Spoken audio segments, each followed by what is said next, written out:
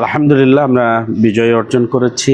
আজকে আমরা আনুষ্ঠানিকভাবে রিটার্নিং অফিসারের কাছ থেকে কাগজ বুঝে নিলাম। আমরা মহান রবের দরবারে শুকরিয়া আদায়ের মাধ্যমে আমাদের এই বিজয়টা উদযাপন করতে চাই। আমাদের যারা ভোটার ছিল না সকলের সাথে দেখা সাক্ষাৎ করার মাধ্যমে আমাদের নির্বাচিত হওয়ার পর আমাদের প্রথম যে বক্তব্য, সেই বক্তব্য হচ্ছে এখন থেকে আমি চুয়াডাঙ্গা ২ নম্বর আসনের প্রতিনিধি, সকল মানুষের প্রতিনিধি। কারা ভোট দিয়েছে কারা ভোট দেয়নি আমার কর্মীদেরকে আমি বলেছি, আপনাদের মাধ্যমে আবার বলছি যে এটা বাছার সময় এখন নাই। আমরা শুধুমাত্র ভাবব এই অঞ্চল আমাদের, আমরা সবাই মিলে কাজ করব।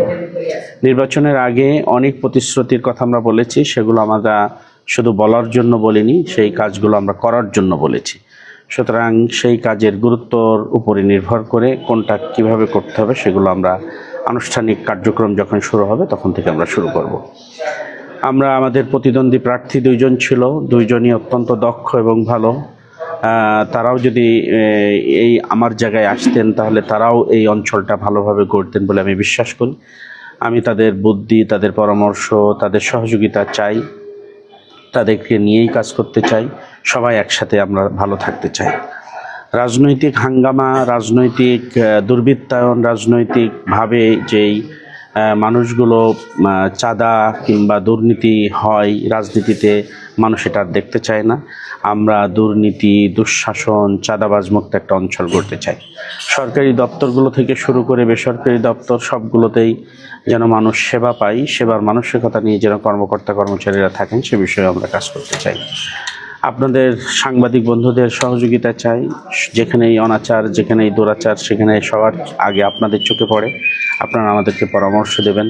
আমরাও যদি কোনো ভুল করি আপনারা আমাদেরকে পরামর্শ দিবেন, সেটা আমরা শুধরে নেব। মানুষের কল্যাণের জন্য যে কাজ করা প্রয়োজন সেই কাজের বাইরে আমরা একটি কাজও করতে চাই না। আমরা নির্বাচনের বক্তব্যই বহুবার বলেছি, আমরা নিজেদের ভাগ্যের পরিবর্তনের জন্য নির্বাচন করতে আসিনি।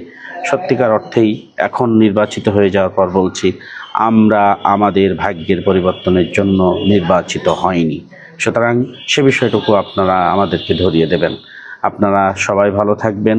আমার ভোটার ভাই বোন সহ আমার এলাকাবাসী সবাই ভালো থাক।